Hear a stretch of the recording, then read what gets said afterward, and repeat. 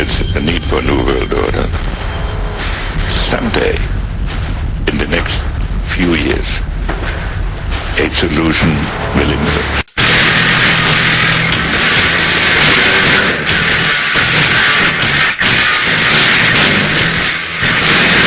Don't assume it was left by accident. If you see something, say something. The New World Order really is a tool for addressing a new world of possibilities. The world can therefore seize this opportunity to fulfill the long-held promise of a new world order. We can find meaning and reward. Only when this transformation is complete will we be able to take full measure of the opportunities presented by this new and evolving world order. It is a big idea, a new world order. Good afternoon, everybody. This is Howard Nema and Vinny Be the Truth, and you are listening to and watching We Are Change. How you doing, Vinny? How was your week? Doing good. I feel like I haven't been here for a while, but yeah. You know. Got stuck in the snowstorm last time. Crazy. Anyway, this is informedradio.com, and this is where Truth Talk News is also streaming live on the live stream. And we have to give a couple of quick shouts out to everybody that's helping us here. Pam Suggs at UnitedTruthSeekers.com, and of course Truth War at informedradio.com and truthwar.ca, which is coming down the road. Roger Landry from the We the People network. A lot of busy things going on. Again, a lot of things. I just don't want to forget anybody. And tomorrow, Agenda 21. Well, tomorrow, of course, the big thing is tomorrow's, of course, the Agenda 21 seminar being given by the John Birch Society, which will be attended, of course, also by the Oath Keepers in Waterbury, Connecticut. Now, for those that are not in the know, Agenda 21 is the collectivization of basically all of the world's resources under the world government, and sustainable development and limits to growth and all of these other philosophies and the eco-science philosophies of John P. Holdren put out into effect, basically. And they give it the green look. The green look, the good green. green. Environment. Right. It's to squeeze the public and help the big corporations. That's exactly what it is. And look, we just saw our president. I was ranting. I did a rant during the presidential State of the Union, and it's just unbelievable lies. Now, all of a sudden, he's going to tax the oil companies, and he's going to tax all of these quote unquote greedy companies that got him elected. Yeah. And all of a sudden, everything's going to change. Well, if this was what you were going to do, why didn't you do this in 2008? Since honestly, this is nothing new. We in the Truth Movement have been saying there's a simple solution. You stop a pipeline that could bring oil and work, 50,000 jobs. No, you should quell that and then boast how you got 1,000 jobs in some dumb industry, okay? And now that 50,000 jobs would represent other jobs, many, many thousands of more jobs, because those workers will be in these towns and cities, stimulating the local economies. So don't be deceived. We are under a collectivism, a intentional deindustrialization that has been going on for the last 50 years. While we're allowing China to build up, it's real obvious. I actually this morning was looking at some of Jesse Ventura's conspiracy theory show, going back into season 2, watching the one about the water again, and how the companies in America are stealing water from like Lake Michigan, like the Great Lakes and other places, and they're bringing it to China. Now that sounds hard to believe, but literally you should more than gasoline. Like for the gallon, it's like more for water than you pay for gas. You're absolutely. If you go by the gallon. Exactly, and again, this is Truth Talk News. This is where you hear the things that nobody talks about. This is where, and nobody talks about this. Literally, wondering why this is going on. Exactly, and we're watching China get built up. Yeah, tremendous. Like literally, it looks like a big, I guess like a big plastic bucket or a big plastic container, and they literally drag it across the sea. Yeah, I mean, it's unbelievable. You can Google this. It's true that we are literally giving away our resources. They are owning our ports now. Yeah. This isn't by accident, ladies and gentlemen. The Rockefellers, when they dug into the administration after 1973 comes to mind. Of course, it was the pivotal year where China became the future superpower that it is, and that they designed. They like the idea of communism and fascism. They like that type of a government structure. This is perfect for the globalists. So they made it fertile ground. And we're going to learn a lot about this and what the globalism means and how it ties into Agenda 21. And at the top of the hour at 2 p.m., we'll be joined by Hal Shurtleff, who from the John Birch Society, who will be That lending. might be Hal Oh, there he right is right there, now. actually.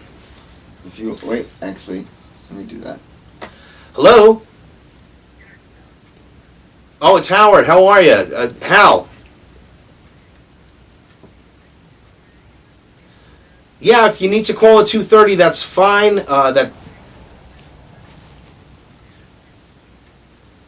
It's running late. Okay. That's great. We'll talk to you at 2:30. In fact, like I said, Truth War, our broadcast producer and engineer, will call your phone just because we've been having a little. We're in the process of changing over the phone system to a local number here. So, all right. 2:30, we'll call you. Great. Thank you. Okay, Truth. As I'm sure you heard, 2:30. Give Mr. Shurtleff a call from the station, and we'll add him onto the call. He'll be expecting us at that time. Again, it's just I've seen his we were at you were there, right, in Southington, or you didn't make that one? No, There was in Southington at the police station in Southington, Connecticut. There was an Oath Keeper and John Birch Society seminar on Agenda 21, and it went into a lot of the details that we'll be covering today of how they go into the small towns now and they're trying to breed this thing like Rockefeller did with the churches when he created the Council of Churches in 1908. I mean, this isn't anything new. They get into these larger organizations and they filter their way through the Rotary clubs and all the other. And that's how they work. And that's how they work their way into the small communities, right? communities, right? It's textbook. They've done it before, and again, it is all about supposedly helping us to save the environment, preserve and have renewable energy sources, and at the expense of course. Basically territory, our land, our rights, and everything else that goes along with it. While they steal water. While they're fragging. while they're fracking the spraying chemicals in the air and getting caught. Also, this weekend is going to be a very important. We're going to be streaming and having a live broadcast on Informed Radio and all of our affiliate live stream partners. The Agenda 21 seminar in its entirety tomorrow, beginning roughly around 11 a.m., and that'll be on informedradio.com as well as livestream.com, Truth Talk News, watching here, or wearechangect.org, also unitedtruthseekers.com and d2nwo.com. Or come down to the Bronx. Or come down. Library in Waterbury, right. Connecticut. It is at the Bronx. It is, again, I'll give this information. We've been promoting this for the better part of the last 2 months. Agenda 21 seminar, January 28th, 11 a.m. at Silas Bronson Library, which is 267 Grand Street in Waterbury, Connecticut. And our special guest will be Hal Shurtleff of the John Birch Society, who will be again calling in to lend more insight into what the society is trying to accomplish and some of the histories of it. Now, again, the media and the demonization of the John Birch Society as being, racist or whatever else. There's a lot of misnomers and all of these other things. These are great liberty-loving people that just want to live and raise their families without everybody else telling them how to do it. It's really, again, another example of how the media is manipulated by the agenda. Because when you listen to what Welch had said in the 50s, in the late 50s and 60s about communism and this collectivist growth that's coming on, it all has basically come to pass. And the world government that everyone said was your asinine, Tom Braden called Larry P. McDonald asinine by saying that there's a world government, that they're trying to have a secret government on the air on Crossfire, and only a few months later, of course, he was killed in the Korean airliner that was shot down by the Soviets. Now, again, he was, at the time, the head of the John Birch Society. And interestingly enough, he was a Democrat. So he went with the Democratic Party because that was the party that gave him the best power to win, the best potential to win. His ideologies are very, very conservative, extreme to some extent. Again, demonized because of the one thing that you could say is his thoughts about homosexuality. But and see, that's what they focus on, the one item of these people that they can focus on. People got to realize too. I to always say, demonize. too, like a president or anybody who's got to make decisions. When you're making that many decisions, you can't possibly agree with everything someone says. If not, you're not being realistic or being fair. There's so Or you're many just issues. reading from a teleprompter. Yeah, or that's or just I'm a D or a V or an R, and you can't. We don't all agree with everything Ron Paul says, or you can't agree with anything. Exactly. If not, you're just like a zombie. You're a zombie follower. Yeah, exactly. You're a So zombie you're gonna follower, disagree so. with some things, and that's the little stupid things again, like you said, a sexual preference is what they're gonna focus in on, not real policy, not what's really gonna help us, the economy, nothing like that. Exactly. And again, going back to, since we're talking about the John Birch Society and giving this great Agenda 21 seminar tomorrow, you have to really look into the fact that the government at the time, was, again, you have to understand what's happened. 1973, interestingly enough, out of all of the Watergate break-in, it's all like all this big break-in. Well, what do you think was really behind the Watergate break-in?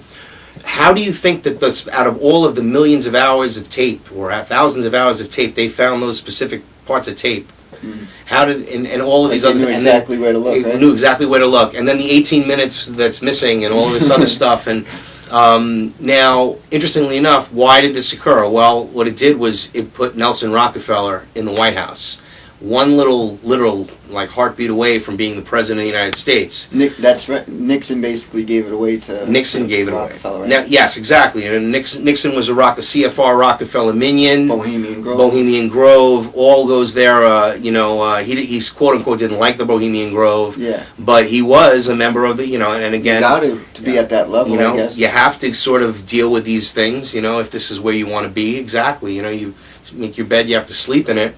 And but going back to the Rockefellers, now in '73, Nelson Rockefeller is the vice president. 74 really, but what happened in '73? Well, his brother, David Rockefeller, went with Nixon and Chase Manhattan Bank to set up a central bank and get all of the banking interests that are required to grow the Chinese economy to the place where it is now. While they put in all of through the CFR, who controls our State Department and controls really everything that we do. You're right. Since we're talking about China, Nixon really was the one. Absolutely. Now, how did they spin Making that? it like that. How did they spin I know it? how they spun it. They made it seem like Nixon's if we opening could the just sell- doors. If we could just sell a couple of pencils to the billions of Chinese, think about how it would stimulate the economy. It's like NAFTA and not GATT, ladies realizing and gentlemen. that China would be selling the pencils to us. Yeah. And that we wouldn't be selling anything really. Well, it's like the same lies of this is a good deal, Larry. Yeah. NAFTA and GATT and all of these other collectivist measures that were put into place intentionally to lead us exactly where we are today, and then put the country into debt at the same time, immense debt. Always while they're telling you how much they're helping you. Exactly. It's just incredible. So the truth of the matter is that this deception really does come to... 1973 is a very, very important year. Also, there was the Six-Day War in 1973. It was the Six-Day War was in 73, right? Yeah. Where they... I know that this is on, right? The CIA gave the Egyptians, I think they gave them put hallucinogens or LSD in the water supply, and they were all, and the soldiers were all tripping. It's true. It's absolutely true. One of the reasons they lost. They want to put lithium in our water and everything. Yeah, so. yeah, it's definitely not but this is great again all for an stuff that enemy. really happened, and so '73 was a pivotal year again because they had it. The media really had it. That we have to protect Israel and the Isn't that interests when of the Israel. gold standard too? Nixon took us off the gold standard in '71. It started, but yes, by '73. But it was a pivotal. Those months. Big stuff. Those Vietnam. months. Vietnam was coming to an end, and the new world order had to start emerging. The next boogeyman, because now once you removed The troops, everybody was sick of war like they are now. So they take a little time, and then they create some other destabilizations while they try to take over other things. Like shortly after, if you're going through the 70s, since we are, let's do it. after 73, what happened? Well, of course, Nelson Rockefeller was put in the White House as the vice president. Got a lot of legislation moving closer to, He had all the power. He literally had all the power. Sort of like Cheney when Cheney was running Bush, under the same pretty much same principles. And then Kissinger, that war criminal. I mean, McNamara, they were all there. McNamara, they were all there. All the people that are all the same players today. Rumsfeld, Cheney, they were all there. They were all in the administration. And then under Ford, of course, after the Ford, Then we had Carter. you had Carter, and then interestingly enough, soon after Nelson got out of being vice president, he died of a heart attack. So Nelson Rockefeller died in the 1970s, but David lived on and to continue his assault upon the sovereignty of the United States. I just wanted, since we were going through the timeline, I was watching this morning, I seen what's going on right now in Guatemala. You know, we talked about our government was shooting them up with syphilis and other things. Well, since we were about to get into the 80s, Efren Rios Montt, M-O-N-T-T, he was the leader in Guatemala back in the 1980s. He's on trial right now for genocide and for all the violence and everything that went on in the 1980s. Incredible. Well, that's it. That was again with us and Oliver North. Oliver North and the Iran-Contra was going through there and the whole thing. And remember, we prop up these dictators, we utilize them, and then they become our enemies. It happens over and over again. There's no, denying it. It really is just a fact that we have. So I think, you're looking at the 80s, what happened in the 80s, well, we created Well, we have Reagan, and we had, in 1979, because of the Afghan was invaded by the Soviet Union, and they had their little quagmire going on there. And wasn't that about heroin too, basically? Of course it was. And our media was posing it, look, this is their quagmire, they're getting stuck in it. And I remember that as a kid growing up, because I lived through that, and I was at the age enough to realize, looking back, I remember how the media covered things. Now, I was asleep, but I remember. And one of the most beautiful things I think about becoming awake is when you look back at your life that you were sleeping, and how you see things through different eyes, and you say, wow, if I only knew this or if I only knew that. And that shows you how deceptive and really the mind control is so strong. And that's why we have our eyes so wide open now for the future. Right, because not that we're perfect, but it's really hard to get biased now because of what you said, seeing it in that Once you get your eyes opened, it's very difficult to see anything except from that point of view where you're saying, well, what does that really mean? What did he just say? Instead of just accepting it like you do, or like, go on with your life, going on with work, or you want to listen, let's stop after work and have a few beers, and I want to play some darts, and let's watch some sports, and go to the concert, and go to I don't know, go bowling, do all these different things that take your mind off of reality. Off of that. And they want you to take your mind off of reality. They want to take your mind off that at that time that you're talking about. The CIA was helping their buddy Tim Osman, Osama bin Laden, and giving him RPGs and other things to fight the Russians. Right, in 1981, the CIA, who again founded Al-Qaeda, created Al-Qaeda in 1979. To fight Russia covertly, continued to do so, and created this guy named bin Laden. Tim Osman, who really, in essence, was, again, now you got to remember who George Bush was at the time. George Bush, our future president, was the head of the CIA. Now, he again, his family and the Bush family and the bin Laden family go way back to the 1940s. And the Bush and bin Laden family do business together, made millions of dollars together. In fact, the Bush family allowed the bin Laden family, or worked with the bin Laden family, to create most of the military bases in the Middle East, especially for Israel. They got to protect their buddies. Isn't that interesting? They got to protect their investments, right? Their buddies. That the Muslim builds an Israeli military base or something like interesting. It's just the irony is murderous. So they create all of these divisions and all of these animosities. Meanwhile, they're actually, that's like, me being on film here with Vinny, and I'm like, beating him up and all this, and we're enemies, and then when everybody turns around, we start having beers and laughing about it, you dumb assholes. And that's really what the New World Order does. They basically play you. Yeah. As they're afraid of China, but we're helping China for so long. Exactly, they play the countries now. As you can play people in a smaller, all it is a Hegelian dialectic over and over again. Yes, but in a perfect word to do it. But in a smaller sense, it's just as if you have a clique of friends in high school. And this is what I think everybody can relate to. Anyone that's went to high school, if you can get that far in this dumbed down education system we have. Nowadays, that's a struggle. Nowadays, it's a struggle thanks to people like Charlotte Iserby, who revealed that and got fired by Reagan, that they're dumbing deliberately because she was one of the heads of the Department of Education. Oh, you can't do that. Oh, not the great conservative. You Reagan, can't. No, right? absolutely. He was an angel. I know he was an angel. I know a lot of people love Reagan, but listen, he did have ideas, and he got his changes. Those ideas and changes that he wanted, and the things that he really believed to be true, when they shot him. They ended when he shot. Exactly. That was it. That was about it. He did, honestly, really. He was going in his direction. I have to say that I think he did a lot of good. Absolutely, one of the greatest speeches. And again, I was, listen, you got to call it as it is. Like Reagan or don't like Reagan, like Carter or don't like Carter, whatever. Certain things that they actually accomplished were interesting. Like Carter actually brought along, they call him a failure, but the New World Order calls him a success.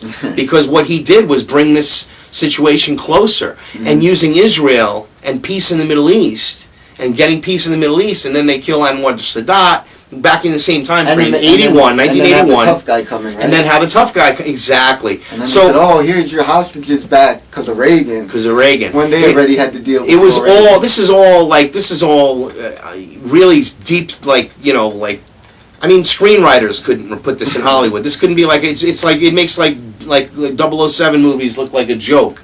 They are that in control. And they do these things, and then they play these countries off of one another. And they really do hate each other and get into, and they divide and conquer. And right. And as they did, I have a lot of news, in fact, looking at, I just want to check the time. We got about 8 minutes until Hal Shurtleff from the John Birch Society will be joining us. But since we're in the early 80s. 2:30 though. 2:30 he said. That's right. Sorry, an hour. Oh goodness. He'll be in this second part of the second half of the second hour.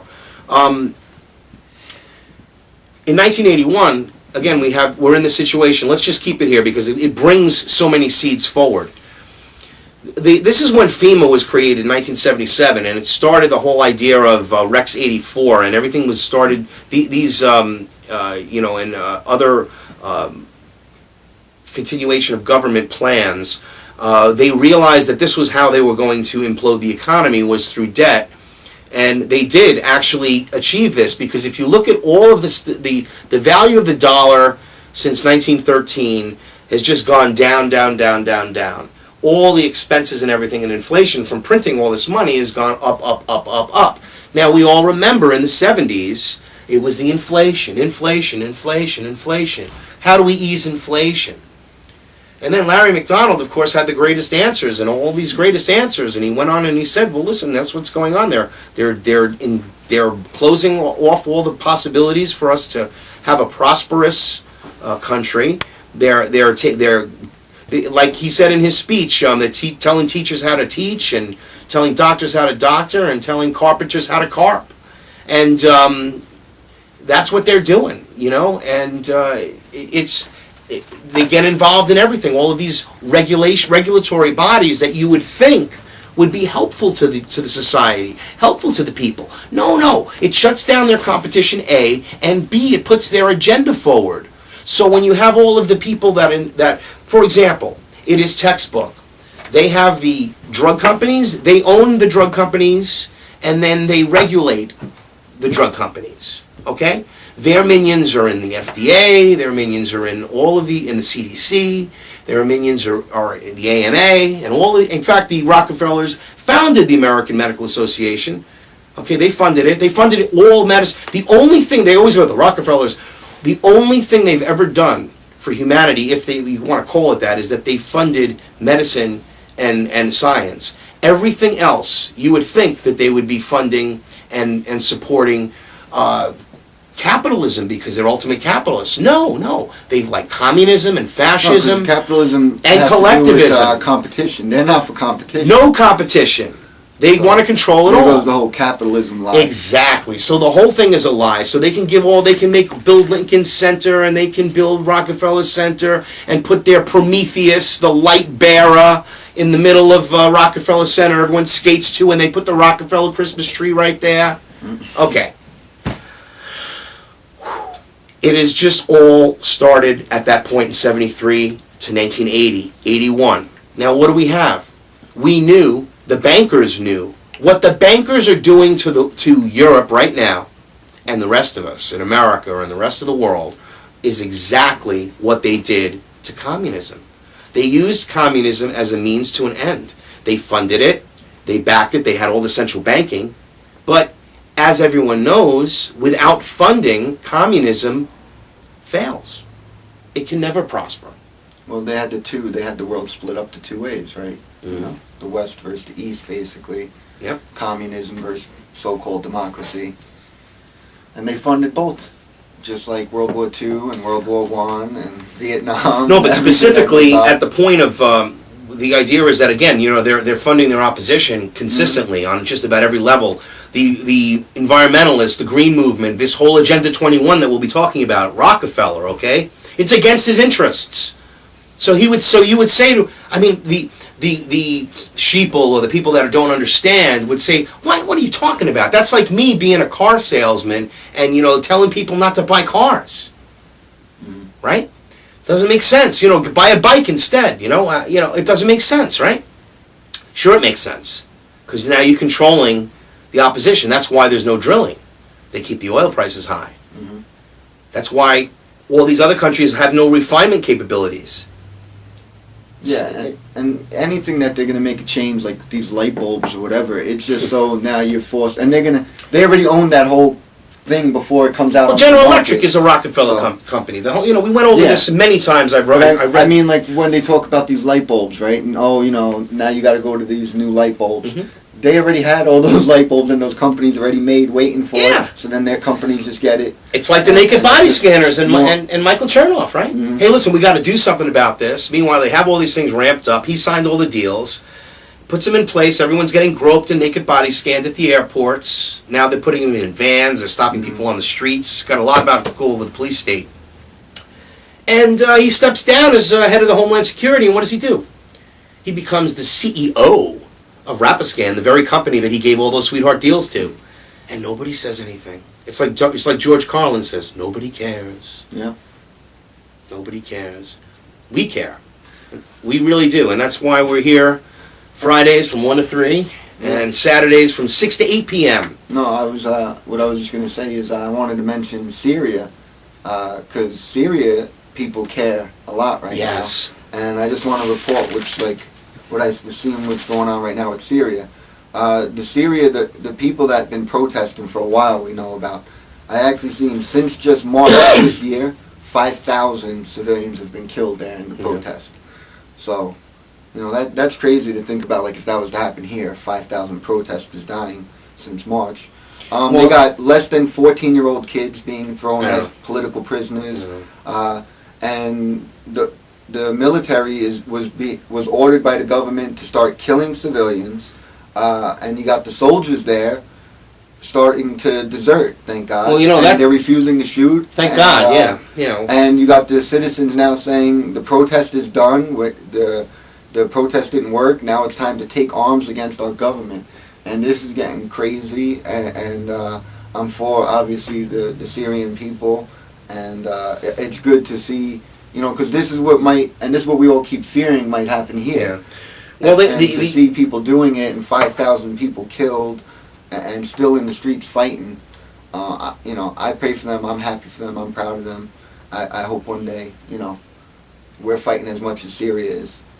Well, you know, what you said there is, it magnifies a lot of things. What it really magnifies is like what Kennedy said about when you make peaceful protest and peaceful revolution impossible. The only result is violent revolution. Is Inevitable. Inevitable. It's inevitable. So, yeah, you take away all the options and you just squeeze in and squeeze but they in. do this. They actually do. This is another form of collectivism because, of course, the globalists want control of Syria and Iran, and they're next. They're on the list, and this has been a plan. Iran has been on the list. Cheney had put it on the list before 9/11. They want these resources. Okay. Yeah, this is all documented stuff. The government has been planning to invade. And to add Israel into the fact. I mean, course. these are Israel's neighbors. Yeah. They can't have people getting powerful that don't like Israel right a couple miles away from Israel. Yeah. You can't do that if, to But again, Israel. you see, the whole thing is that it's like what I'm afraid of in this country is that it's going to get to that point. that it's going to get to a point where, But like the way the media spins stuff here, it's going to be all of a sudden, again, just like war is peace and ignorance is strength and freedom is slavery, all of a sudden where we would go be behind the rebels and all the people in the other countries, all of a sudden they would be the terrorists. The terrorists are attacking, so the people would be looked at and viewed that stand up against the government here by the mind-controlled media as the terrorists, like Occupy people. Right, we'll be the Radicals. the radicals, the terrorists, because there's really no other way they can get control of this country without a violent revolution, because so many people have weapons of every kind. I mean, it's not just guns. I mean, people are very resilient. You'd be surprised. People have all sorts of weapons that aren't necessarily firearms. It would be a pretty bloody thing to happen if they start pulling some sort of plan. Which, if you're reading the, I was going to say, sorry to cut you off. no, it's all right. That I hope that our soldiers will do the same thing. Yeah, and I don't think it's the orders. soldiers we have to worry about, but what we have to worry about is XZ. What you have to worry about is the Blackwater people. We have to worry about is the paid mercenaries, the quote-unquote, to lack of a better word, the Hessian soldiers. The same dialectic, same thing, the same higher mercenaries that will shoot American people. So this is what scares me, because I read the laws, I know what's going on, and the reason I'm doing this, and Vinny is doing this, because we research, and we know that it doesn't look good. If this was a novel and we were reading it and it was just a movie, wow, that's an interesting story. But this is real. This is the government making plans for these type of things to happen. This is laws being put into place, and our government making arrangements with like Canada and Mexico to police each other's country, so you don't feel like you're shooting your own people. Plus, you have, of course, always the fact now, and this is in my stack of news, that the government is using hired mercenaries to fight the drug war. So they're already initiating it. So it's not too far off, ladies and gentlemen, and believe me, I get chills when I think of it, that they could be policing the people too. These foreign mercenaries. Well, let me just, the one thing, this is thanks to my girlfriend Tina, actually found this. She was on Job Fox looking at jobs, and here comes FEMA Public Assistant Specialist, Hartford job at SAIC Inc. They want to know some of the questions like, ability to obtain security clearance? Do you currently possess a security clearance? Are you able to relocate? Not spending a lot of time on it, but getting into some of the things. It's basically asking someone if they're willing to just work all the time, be ready for emergencies. So this is, to go back to where we kept talking about the detaining things in the FEMA camps. Here's another thing right here, literally, And every single day on the radio in Connecticut, you'll hear the National Guard ad. And now, it's such propaganda too. You can go to school. Hey, I didn't pay for my school. What do you mean? I went to the National Guard. Yeah, I got $60,000 for college, and all I had to do was protect my country. My life away. And they really, they're out big, and I'm sure that if anybody's listening across the country of this great United States, Have you heard these messages for your local National Guards? I seen the see something, say something sign on Route 8. Everywhere. Oh, there's a huge see something. They're everywhere. See something, say something. I drive home. I pass two of them from work. Yeah, I see FEMA camps being ready to be occupied. Why would they be asking for people to come work there if they don't have intentions of putting people in there? Public assistance specialists. So I'd like to. They're say preparing. something, see They're something. getting resumes. They have to load up. Because again, if you have the timeline and you know what you're doing, you can plan for it. I mean, there's a timeline here, ladies and gentlemen. It's just a matter of time before As this the year unrolls. Ponzi scheme is going to blow up. We keep going talking about Greece, and you keep a year and a half ago, and look at it now, and we're reaching the point where how much more can we up these the 17 trillion I think the debt is now with this new increase. Well, they'll keep doing it till it pops, right? And they'll just keep doing it till it pops, and everybody works hard, and this is how you have to understand. Well, it's inflation. These dumbass answers that these assholes give, and these economists that are really don't know what the fuck is going Like on. a parrot just repeating. Like they just repeat what they heard or what someone told them to say. In 1970, forget about the fact of the difference in cost. Like you could buy a Camaro was $3,500. Okay, that's not the point. But let's just say in today's dollars, you could on the average American's income, which is today, by the way, $39,000. The average income in the United States is $39,000. You could feed a family of four, and have a few bucks on the left side, and pay a mortgage payment, and pay a car payment, and even like I said, have some retirement money. The medical costs were low, expenses were much less when it came to medical. And then they say, well, that's all because of the aging population and Social Security. No. It was all a plan. Remember, we're slaves to the Social Security made us literally indentured servants to the bankers. And to the IRS. Now, 40 years later, that same family would need probably both parents working and at least one of them having another part-time job to feed four families. Maybe they both have to have two jobs to feed four. In China, you could have your 8-year-old work too for you. Yeah. All day in a slave shop for Nike. And then I got coverage on that as well. Yeah, it's really incredible. Like the iPad, the actual cost of the iPad on the society, what it really costs in human suffering. You have no idea. While you sit in there and you wait to get your iPad for 4 hours, to pay $400, wait online. Or fight each other over Jordan. Or fight them. Yeah, exactly. And the torture that they put these employees through, you really have no idea. But I'll be covering that. We'll be covering that. Again, we're just talking a lot. I do have quite a bit of news. I'm going to leave off on the Agenda 21 until we get closer. But I have the entire Agenda 21. I printed the whole thing. Everybody can go to Google this. You can Google Agenda 21 and get the PDF. It is, like I said before, it's less than 100 pages. It's like, I don't know, it's not that much to read. All right?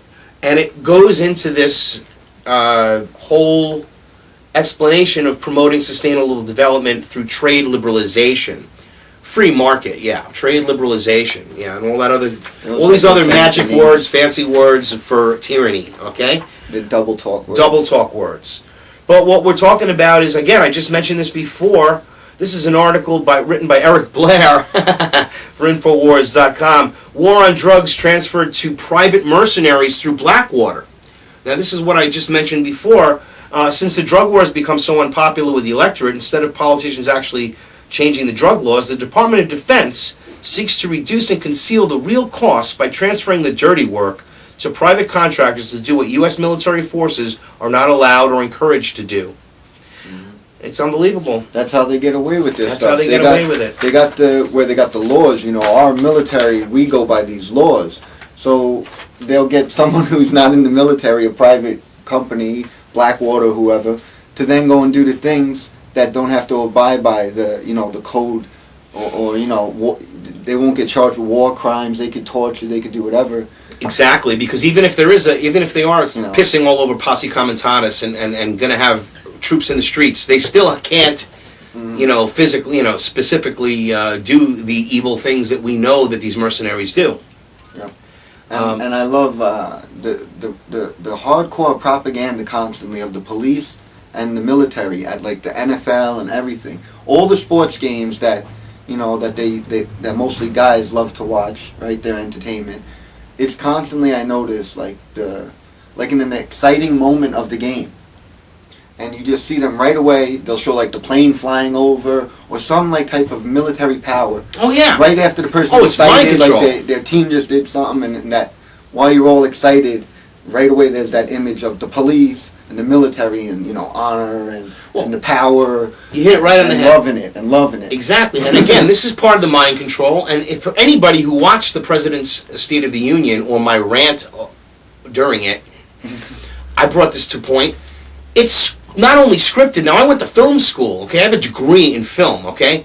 I know when you have setup shots. I know that this was absolutely scripted, like down to every camera angle. It wasn't like somebody's talking about him and, well, let's identify the guy. There he is. Oh, bring the camera over to him and get him on him. No, he was even, they were already making the transition before he even mentioned the guy's name. Oh, yeah. It's just a movie. Yep. Yeah.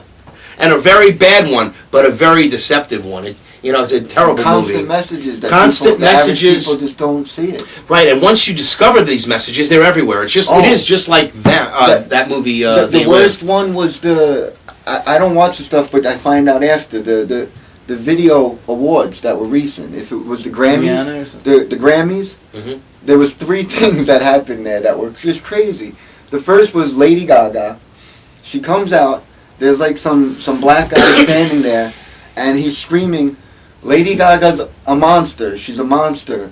And she's using her music to mind control you into monsters. And you got all the little kids screaming. This is the big thing. Are you serious? I swear, watch. And like, I got more. So he's screaming how she's a monster using mind control to turn them into little monsters. And then they take her and they throw her down like this fiery thing.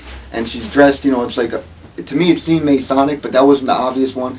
But then it's more, she comes out of the fire and she raises up like a phoenix out of the ashes, yeah. Right? Then you got, like I'm saying, the NFL loves to do. You got was Beyonce coming down, and behind her is just guys in black suits, like the police, right. the riot gear type of people, just marching behind her. And again, you got her with her ass hanging out, looking all sexy, and the guys and people who like her.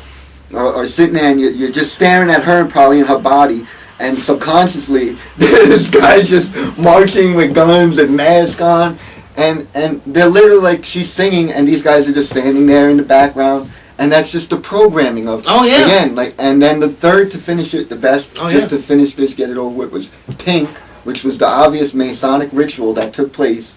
She comes out and her left leg has all the black and white checkered boards. Because one of your initiations into the first degree is the sleeve for the guys. They roll up their sleeve leg, their leg.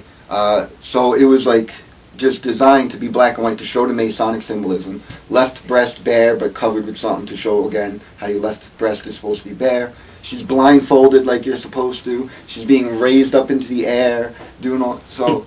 And I'm like, this is mind control. And the programming again to. So, you're turned on by Beyonce, but there's, stormtroopers behind her ready to kick your face in. And you're just like, yeah.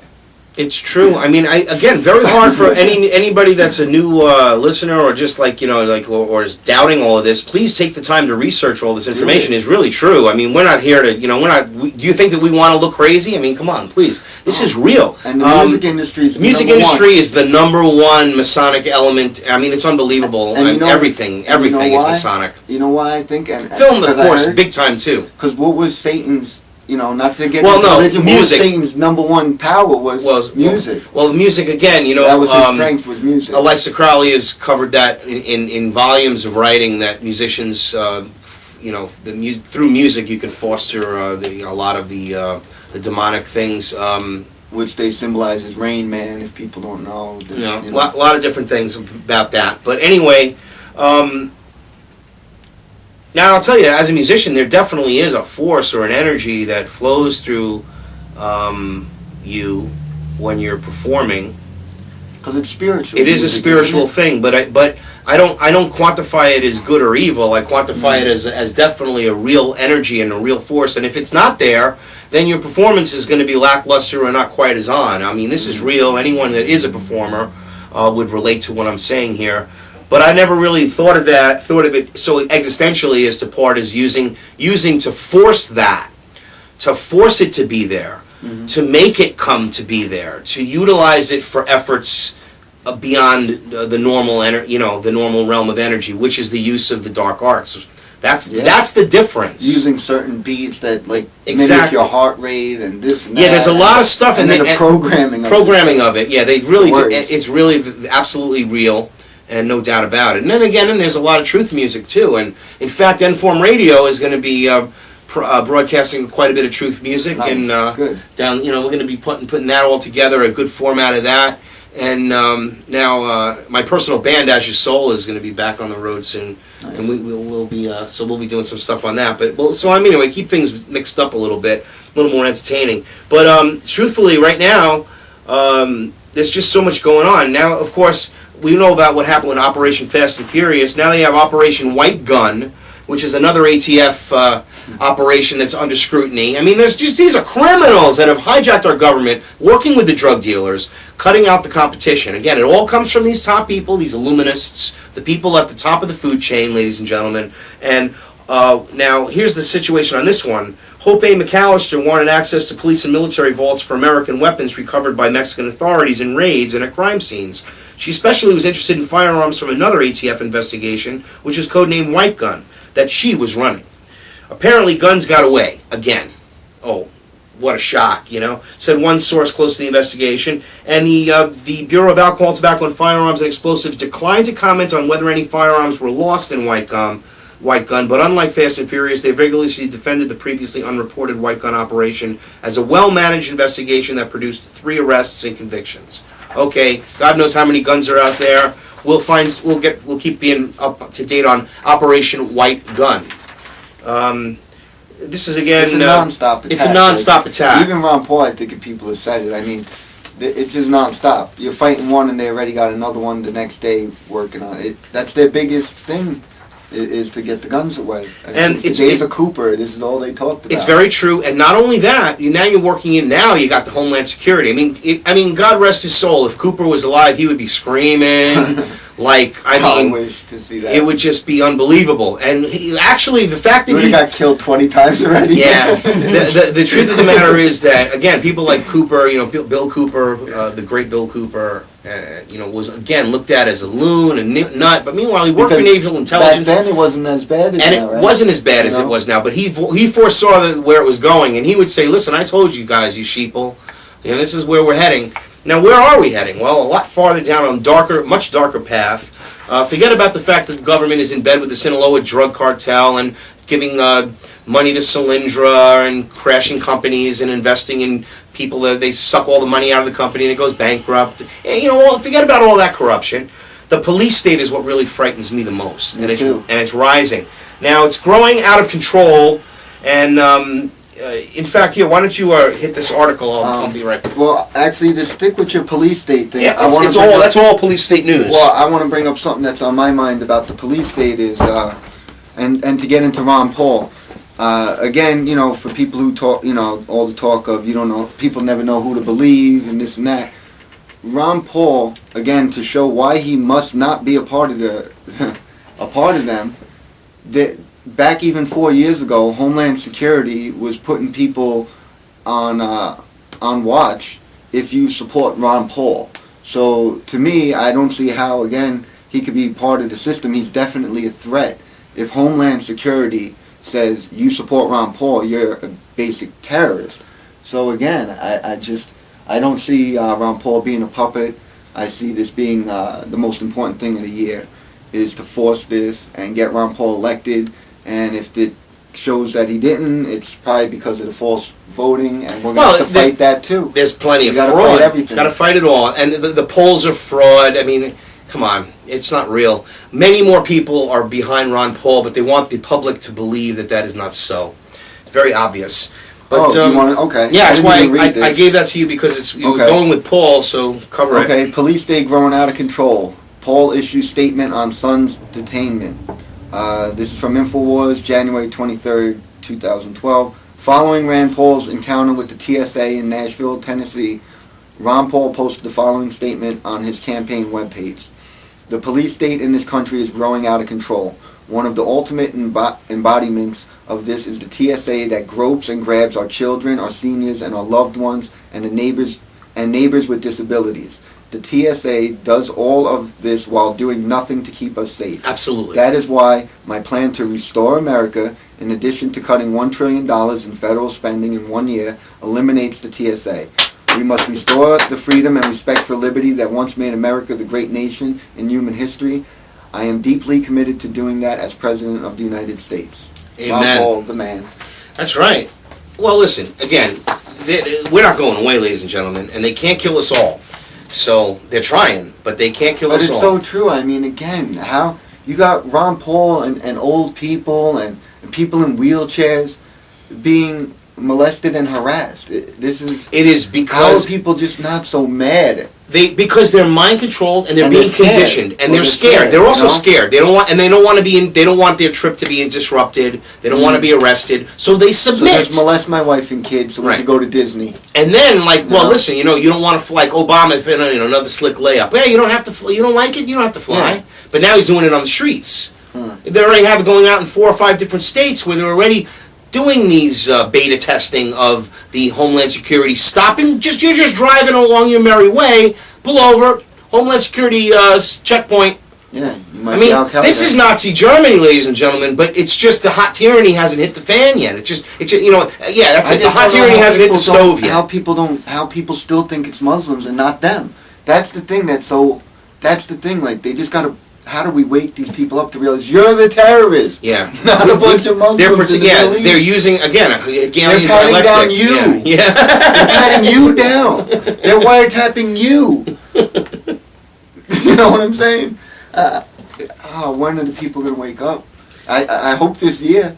I pray, Heather Callaghan from the Activist Post wrote on January 24th, 2012, SOPA and PIPA are fully alive, and now there's a new bill that joins them.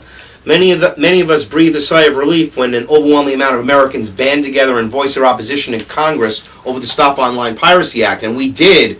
That's what we keep That's saying. what If we so do if we it, unite, then we'll take a step back. Exactly. In our unity is our strength. So we just got to keep screaming, Yes. and that's it, and that's the end of it. And we just till they stop all this harassment and well, listen. Why would they do this? You say they're saying it's to keep you safe. Watch how it's to keep you enslaved and controlled, and fine you and put you in jail for more laws that they make. It's crazy.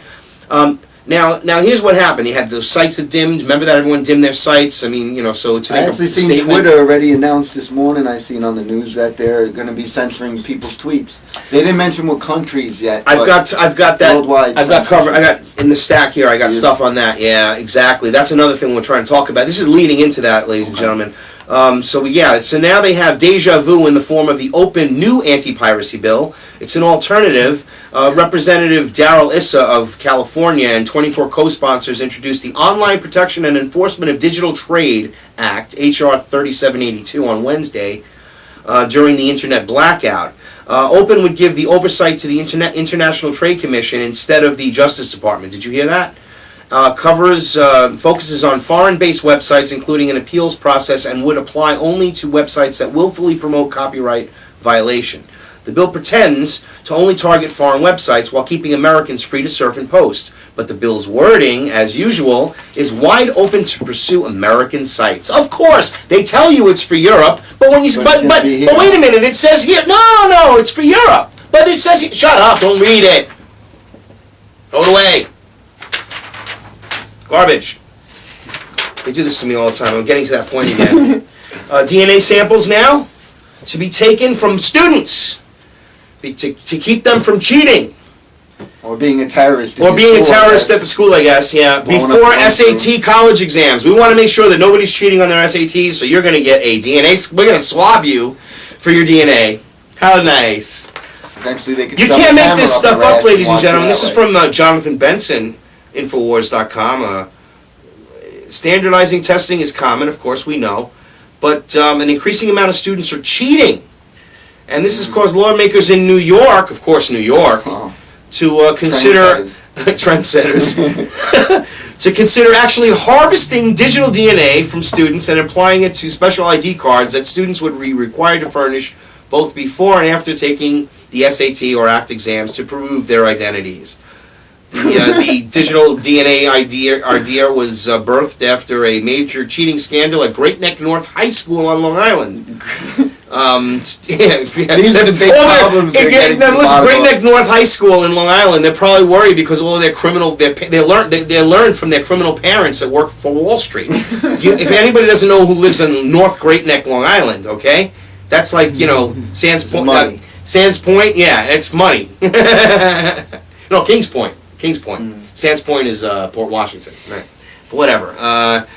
Dr. James Haywood of the Especially Applied DNA Science Lab at Stony Brook University is currently working on perfecting digital DNA technology, and he claims it's absolutely an unbreakable form of security of keeping its students safe during their identity safe taking an SAT exam.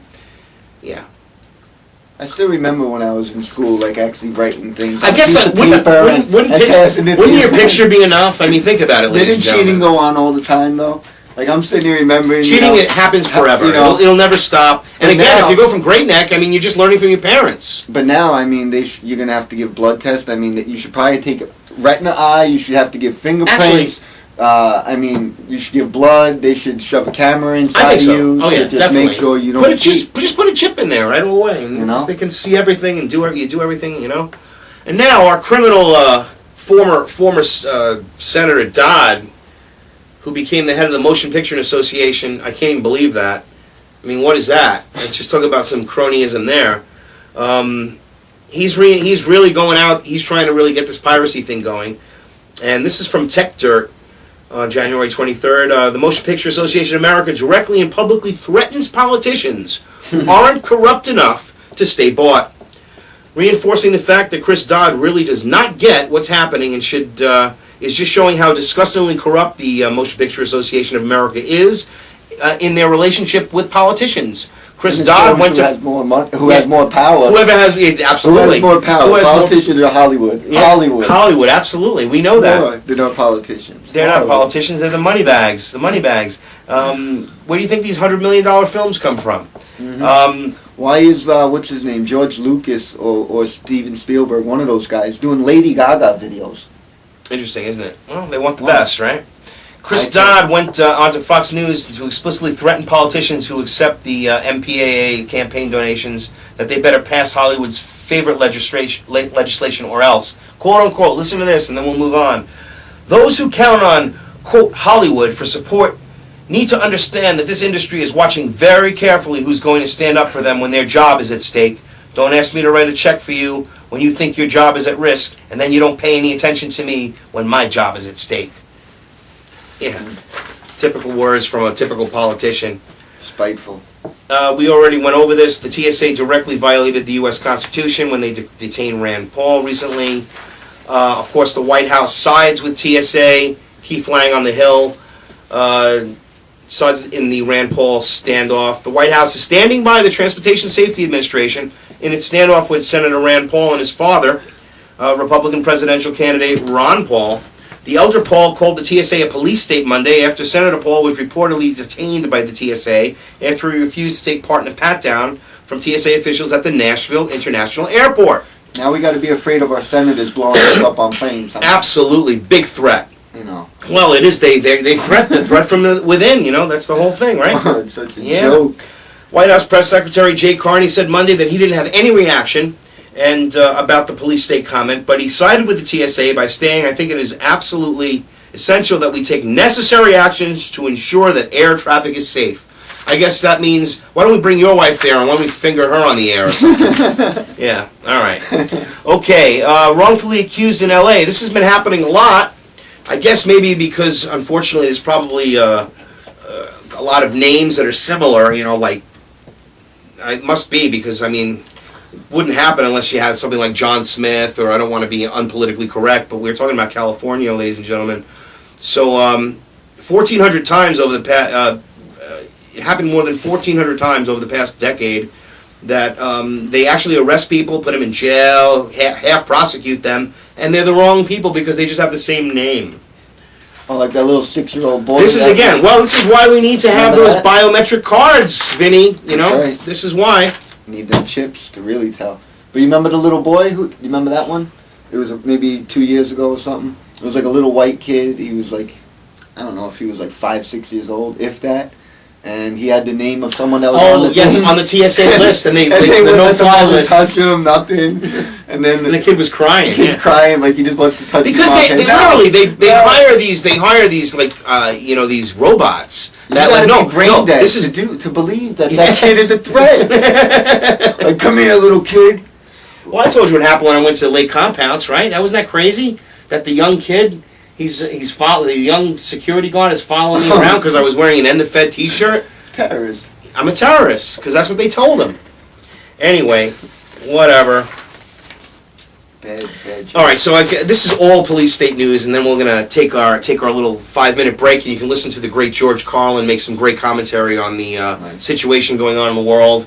And then, of course, at the bottom of this half hour at 2:30, we will be joined by Hal Shurtleff of the John Birch Society, discussing the Agenda 21 and what we'll be going over tomorrow at the seminar, or what he will be going over tomorrow. Is the New York Police Department experimenting with drones over the city? Yep. Yes, they are. This is from CBS News. They're used in war zones for surveillance and military strikes, but there are plans to deploy plans. They're already out there. People have seen them. Deploy drones in the Big Apple to keep an eye on New Yorkers. They're flying around. These little, just like out of like a freaking horror movie. I mean, swear to God, like a sci-fi thing. If it came by, one of those things flew by my house, I go to my shotgun and just knock it out, man. That's it. Like They Live. What are they doing? Boom, boom. Take it out. Take it out. Above. Unbelievable.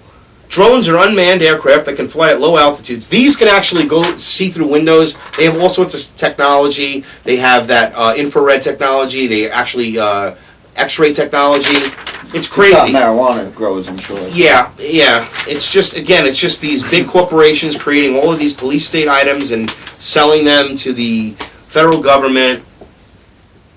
You can thank Gates for that, Daryl Gates, who was the first to bring in all of the requisitioned surplus military stuff and created SWAT. And then they said, well, we're going to make a TV show about this and get how slick it is for like... Didn't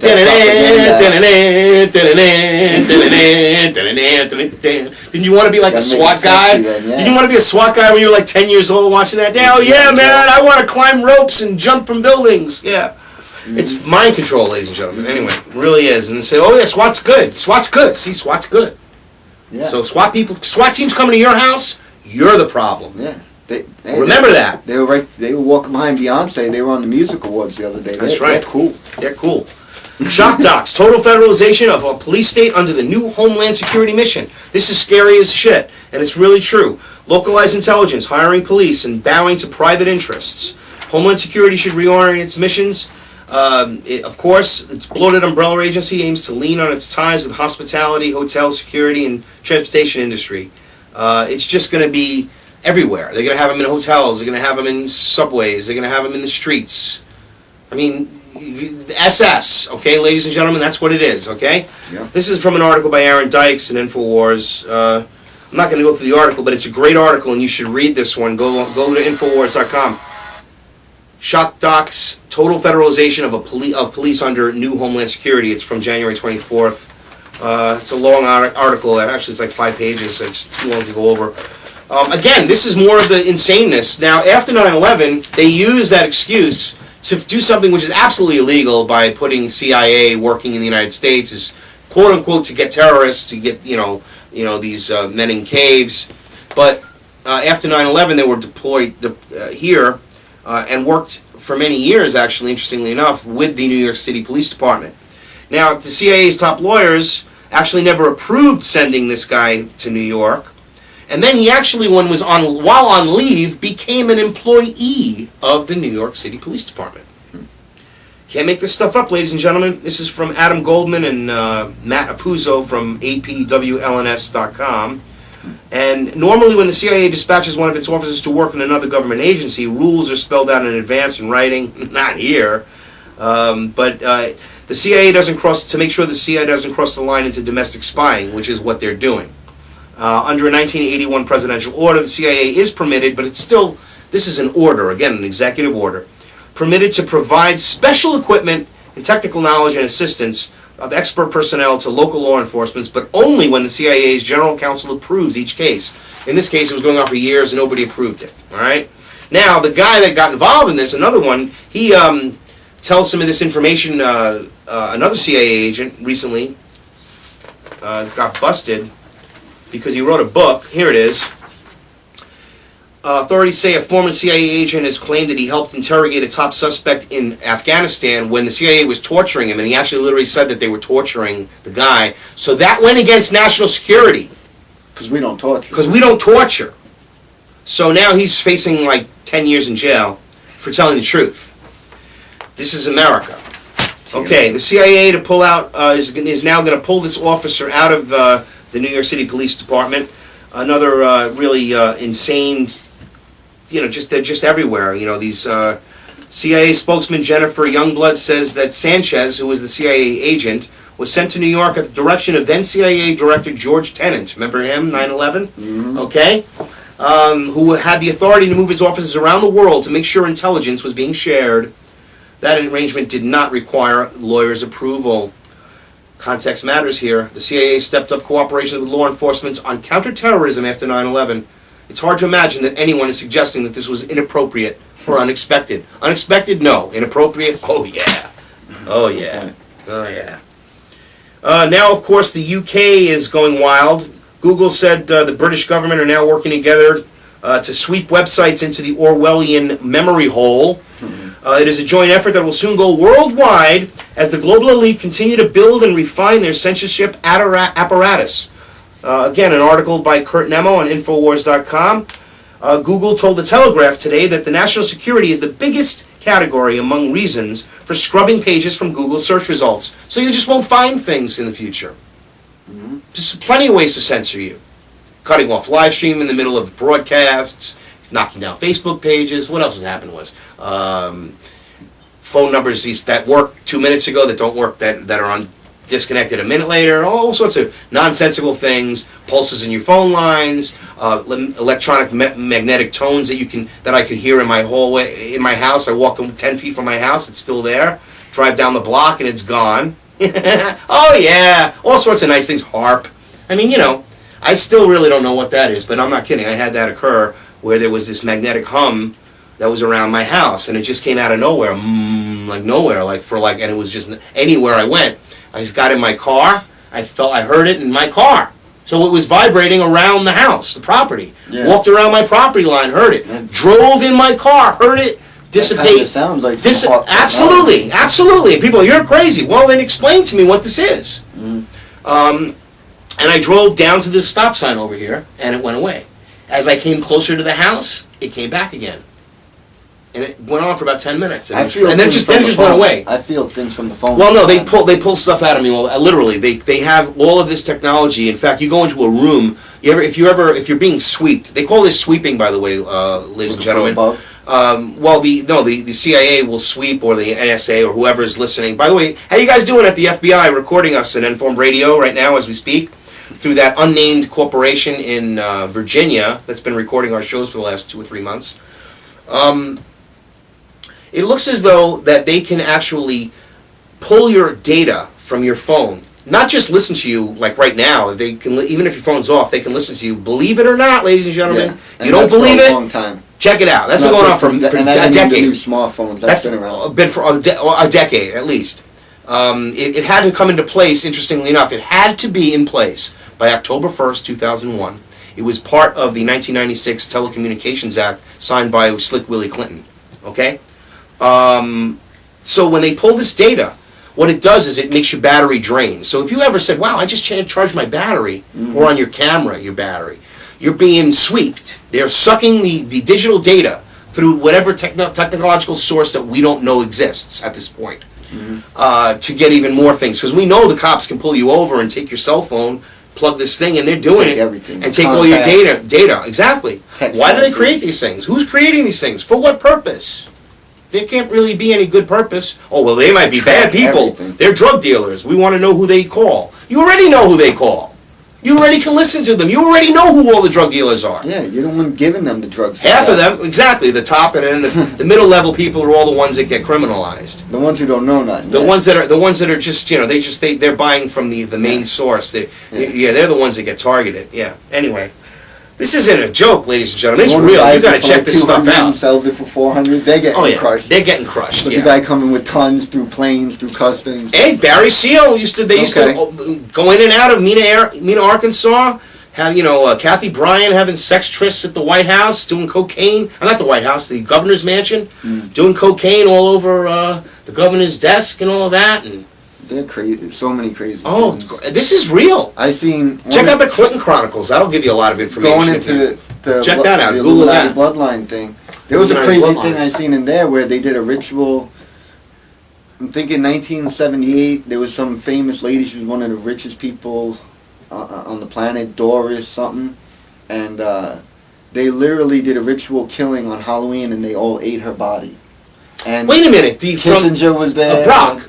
Yeah. Brock. The Something. Brock family. From the Some- Brock family, the Candy family. Yeah, They- she was murdered. Yeah. Well, they actually the insiders say that they actually ate her body when they were done too. Wouldn't surprise me. They murdering her. they really On are Halloween. very sick. They are really sick.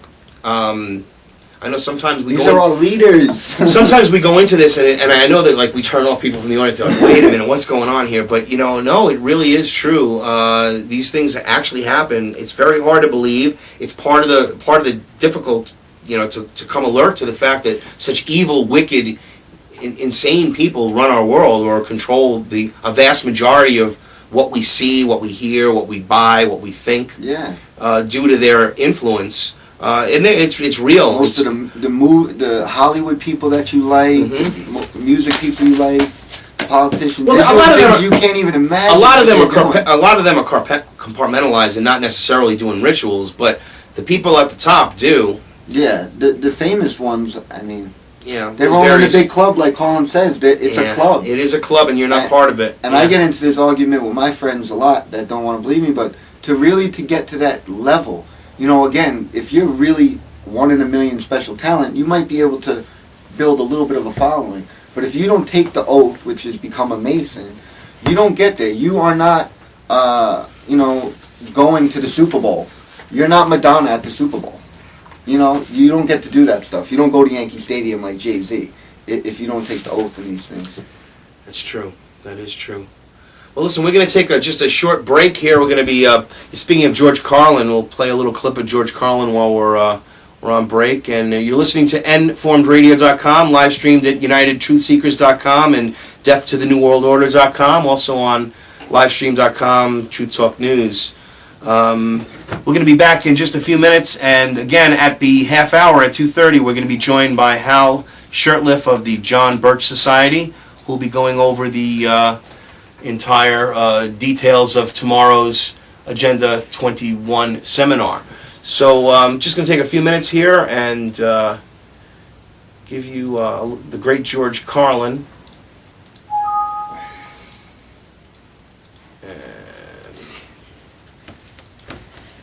The quest for the New World Order is in part a challenge to keep the dangers of disorder at bay. We must build on the successes of Desert Storm to give new shape and momentum to this New World Order. Only when this transformation is complete will we be able to take full measure of the opportunities presented by this new and evolving world order. The New World Order really is a tool for addressing a new world of possibilities. This order gains its mission and shape not just from shared interests, but from shared ideals. Few exceptions. The world now stands as one. A year and a half ago, in Germany, I said that our goal was a Europe whole and free. Tonight, Germany is united. Europe has become whole and free. The world can therefore seize this opportunity to fulfill the long-held promise of a new world order. We can find meaning and reward by serving some higher purpose than ourselves. A shining purpose, the illumination of 1,000 points of light. What is at stake is more than one small country. It is a big idea, a new world order, where diverse nations are drawn together in common cause to achieve the universal aspirations of mankind. Saddam Hussein has gone to elaborate lengths, spent enormous sums, taken great risks to build and keep weapons of mass destruction. Saddam Hussein is determined to get his hands on a nuclear bomb. Nuclear weapon. Nuclear weapon. Nuclear weapon. Active chemical munitions bunkers, mobile production facilities. We know he's got chemical weapons. He's got them. He's got them. He's got them. But there's a reason. There's a reason. There's a reason for this. There's a reason education sucks, and it's the same reason that it will never, ever, ever be fixed. It's never going to get any better. Don't look for it. Be happy with what you got. Because the owners of this country don't want that. I'm talking about the real owners now. The real owners, the big wealthy business interests that control things and make all the important decisions. Forget the politicians. The politicians are put there to give you the idea that you have freedom of choice. You don't.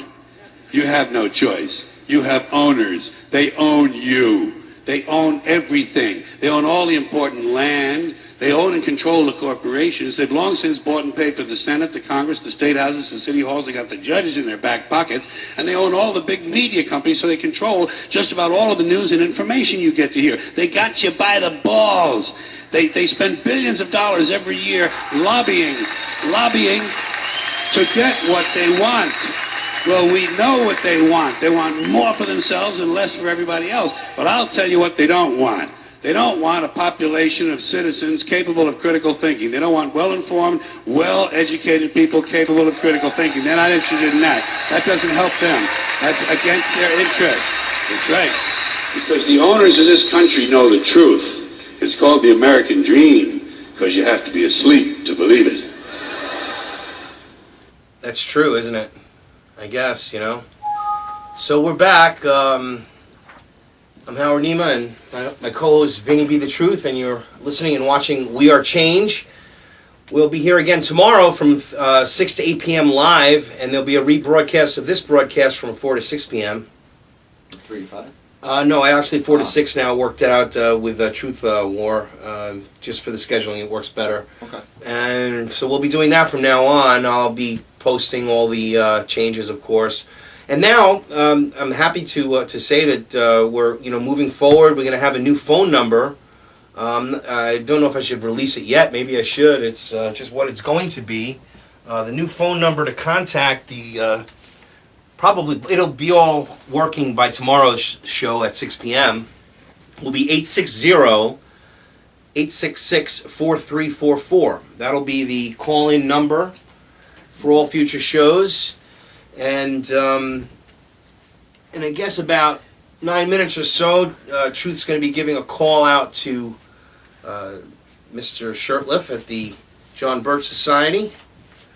And So, then I guess before we do that, can I want to get back to, like, we were talking about China before. yeah, let's go. Using the Bloodlines of the Illuminati book right here, I want to show, again, we talk about people might never heard this before and think it's crazy for me to talk about America and China being friends and a connection. Right here, Red China, the real decision makers in China's political system takes place within the Politburo, and particularly among the 7 members and its standing From the committee. Politburo. Yes, sorry. In consultation with retired party elders. So again, they're saying that it's like 7 members, sort of like things we have here in Britain. Mm-hmm. And the name of the bloodline is Li. It's one of the 13 bloodlines. L.I. It's pages here to show like everything they own, things in America, like buildings they own and the shares. It's like 50% share in this company and this oil company. They're come from the triads. If people don't know, that was like before it became communist China in like 1917. It was the triads that were running it. So they have a lot of connection again, going back to orders of the Masons and Illuminati. So again, check out the book and see. I mean, China and all over the world is connected to the Illuminati. It's not just people just think I'm crazy when I say that we're friends with China. It's a great book. Russia, Everyone should read this and book. Russia, people like, we're friends with Russia. It's a game. It's a game. It really is. The people that run Russia are friends with our people who run everything. The people who run China are friends with them, and they just play games just between us. Yeah, they bicker for power, and they have all the power basically. It's just it's depressing to see. Yeah, a little bit. Yeah, a few families little controlling everything, but well, they're controlling the commerce, and they've gotten the corporations to like be in bed with the governments in all these countries. So that's how it works. Mm-hmm. And of course it's not just one person. Of course they have to work in unison. But they in their own way, they're compartmentalized each level of them. Even the ones at the top, the very top, the top 12 or 13 ruling families, actually, right? Mm-hmm. Well, they like to keep it at 13. There's like a few that are like close in and out. Yeah, there's other. other. Fritz has 14 or 15 bloodlines. There's more bloodlines. That's true, but it's still as far as they're up there. They're up at the pinnacle, at the top of it. And another thing, we got 5 minutes that. I don't know, did you see about like the solar flares and everything? I mean, to me that's the big thing, again, because doing the research about 2012, years ago, this is what they were talking about. 2012 was going to be the year with solar flares, a lot of solar activity. When I turned Planet Nibiru, polar shifts. Well, yeah, that they talk about, but besides, even if that's not there, the sun itself is going through one of these stages, which is like every 11 years, and the way we are, it's going to be a year of solar activity, and I guess some of the biggest solar flares were like 3-4 days ago, and it's causing a lot of crazy weather. That could explain why maybe there's been problems with some of the they said computers that, and stuff. A lot of internets and satellite cell phone companies having problems. Yeah. Again, people don't even realize like all these things that affect us all around. Because again, that's not on the news. They don't want you to hear about like real scientific things and real things. They want you, excited for the Super Bowl and other things. Yeah, that's pretty much true. That is true. But something popped up. Oh, yeah. Just I don't think we have a call yet. Not yet. So yeah, I just want to say that, and I seen there's a lot of crazy storms going on. Australia's about to get hit with some cyclone. That's what I tropical heard. Cyclone. Southeastern Europe is getting hit with all this snow. A lot of water in America, and it has to do with the solar flares, which they don't ever really talk about. So I just wanted to mention that, just get that out. That's basically... Yeah, there's still some good news. I mean, I for tomorrow we'll have a boatload of news for tomorrow's show, as well as more, coverage of how everything went with the seminar. And another thing I seen, because us being like, Ron Paul or independent party people, I seen in Russia, they just disqualified and like threw the independent person that was trying to run for president in Russia. Mm-hmm. They were like, oh, you had to get 2 million signatures, and they're saying that they didn't do it, and so again, just get rid of that third party. Yeah. So they could have. It's a one-party system, ladies and gentlemen, with two puppets. With two puppets, yeah.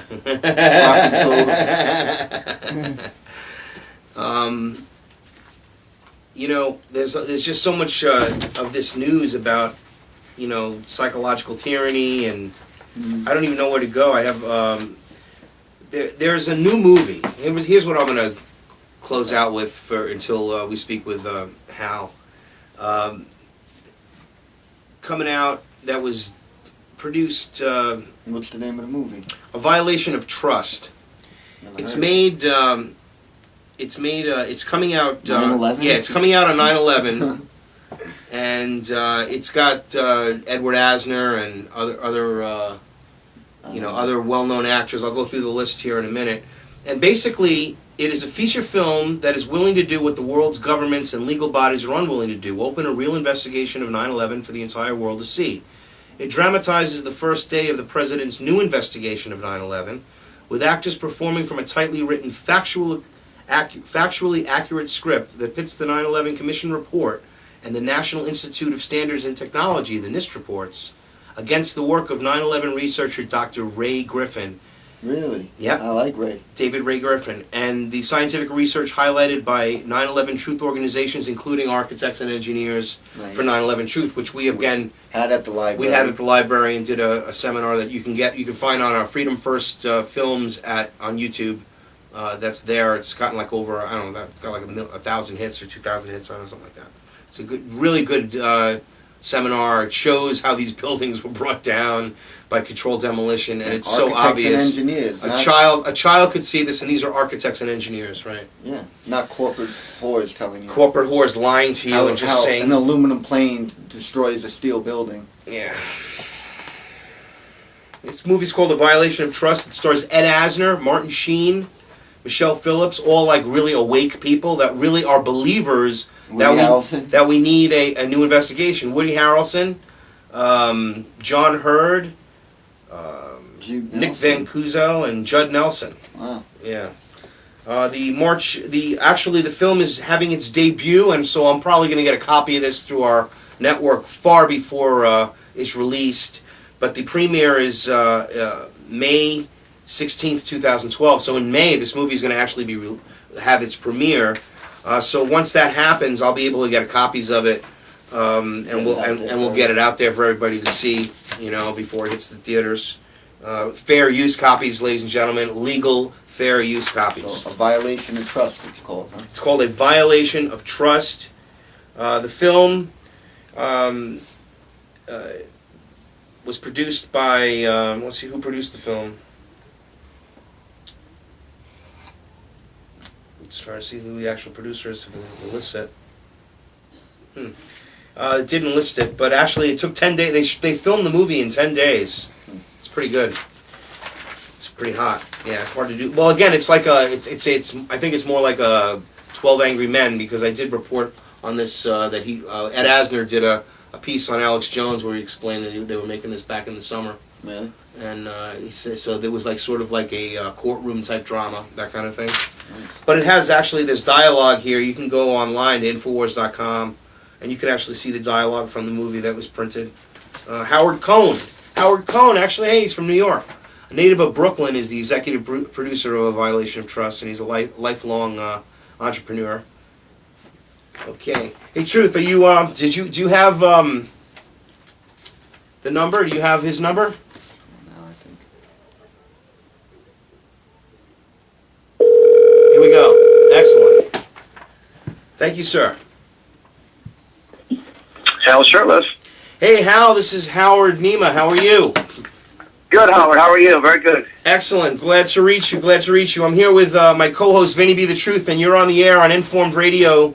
And we've been talking about Agenda 21 today, and really looking forward to broadcasting and also live streaming the entire event tomorrow to the masses. That's wonderful. So why don't you give us a little, for those that aren't too familiar with what you are, what you're doing here, and of course you're from the John Birch Society, and but what is the intention that you have by giving these seminars that you go around, basically around New England, to try to wake up the sheeple? What are we talking about here? Well, I've been I'm the full-time field rep for the John Birch Society in the Northeast, or field director, I should say. And I've been doing, this would be about my 35th or 36th presentation on this subject since June of last year. Amazing. Yeah. And it's all the years I've been on staff, 20 plus years, I've never seen this much interest in any given topic. We have been talking about Agenda 21 since the mid-'90s, or actually since '92 when it first came out. And many people just didn't want to hear it. They thought, no, this is a conspiracy theory. This isn't going to happen. But it's happening. They now see the agenda on right in front of their face. The UN, not just in their backyard or 10,000 miles away, but right in front of them. And Agenda 21 was a document that came out of the Rio de Janeiro conference back in '92, United Nations Conference on the Environment, chaired by a man named Maurice Strong. Yeah. And at that conference, there were about 18,000 people from around the world, globalists, socialists, world leaders, many delegates from the United States, people like John Kerry and Al Gore. Now, off on a boat was the President of the United States, George Bush, this would be Daddy Bush. He signed this soft law. Agenda 21 is soft law. It is not a treaty. It is not a law passed by Congress. It's an agreement. And basically, Bush said when he signed that our government will implement Agenda 21. And to somewhat paraphrase the Agenda 21, it's supposed to be a profound orientation of all human life. And everything that we do must have the environment in mind, in the whole world. Mm-hmm. And really, it's a naked power grab, nothing more. Absolutely. Yeah. So I've been speaking to Tea Party groups. I think I met some of you folks in Southington, Connecticut back in October, November, when I was speaking to an Oath Keepers and hyphen John Birch Society and Connecticut Patriots group. I believe I've spoken down in Connecticut about 5 or 6 times, and I've got tomorrow at the Silas Bronson Library, 10:30 in Waterbury. Yeah, that's right. That's at 267 Grand Street in Waterbury, everybody. If you can get down there, get down. If you're local or if you're within the state of Connecticut, it's the place to go tomorrow morning at 11 o'clock. It'll be actually kicking off. Go ahead. I'm sorry to interrupt you there. Keep going. Now, the problem is, why are people starting to notice about it? Well, we see our culture has been transformed. Everything must be green. Green jobs. Go green, recycle. Everybody's going green today. Well, there is nothing wrong with recycling if it is market-driven, like your trash museum there in Hartford. It took them a while to actually make it worth market-driven, but it is now. But when you see this culture inculcated with this, people are starting to ask questions. Where's this all coming from? What's the behind? Who's behind this? What's going on? And it is part of Agenda 21. Now, you go to Sustainable Connecticut, for example, you may not see that word anywhere. So you may not see any connections to the UN or Agenda 21, and that was on purpose.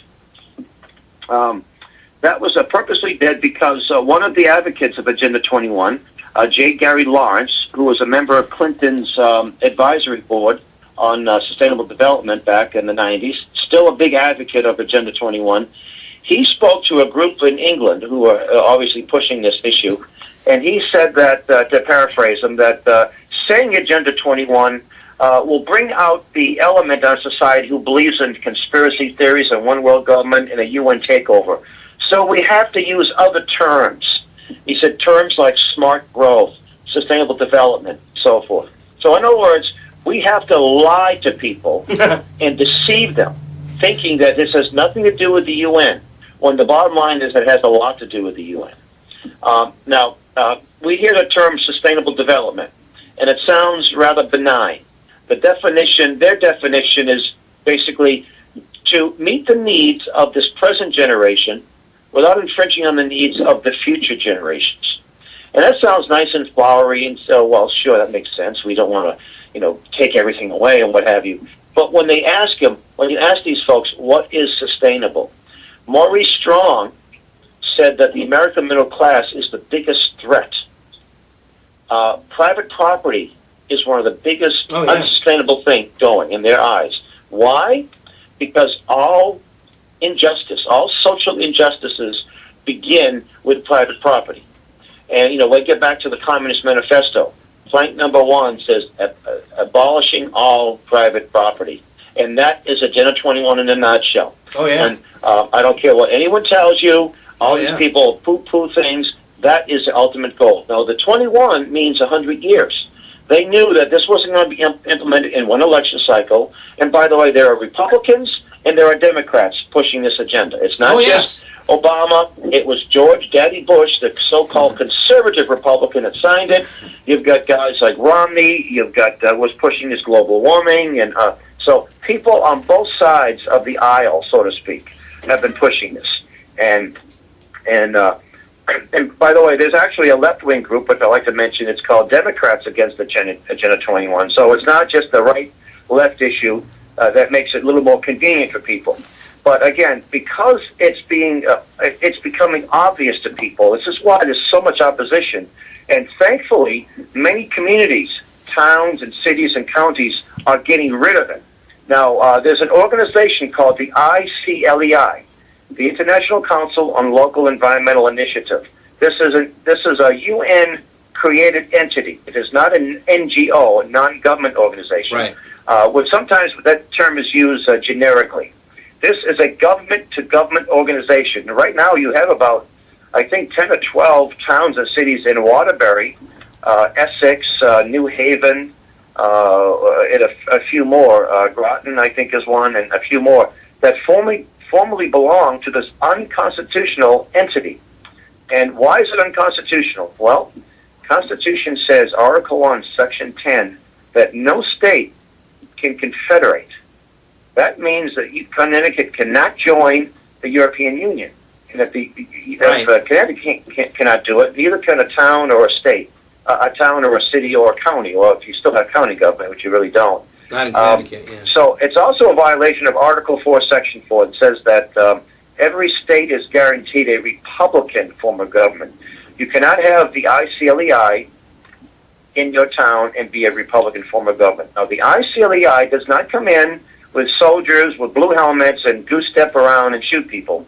They simply say, here's the software, here are the resolutions, this is what we want.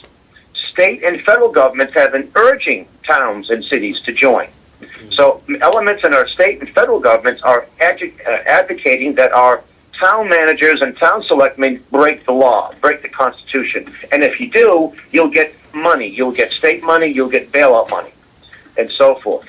Wow. So, that's what makes it even worse. It's one thing if it was a private organization that's lobbying, influencing. That would be bad enough. But this is a whole different thing. Well, it's again, really, Hal. I mean, let's be realistic here. Now we're talking about like the CFR influence here again. We're going back to the controlling the books. Like I would bet that software is owned and the company is owned by Reed Elsevier, who owns most of the propaganda that is being pushed on since 2004. I don't know if you're familiar with Reed Elsevier, but it's a conglomerate that owns all of the medical books and Cell and Lancet magazines and all of the school books that they get, like Harcourt. It owns Harcourt Books. Harcourt Brace. Yes. Exactly. And if you really start looking at it, you can see the collectivism and where it's coming from and how they're oh my God, it's right in your face,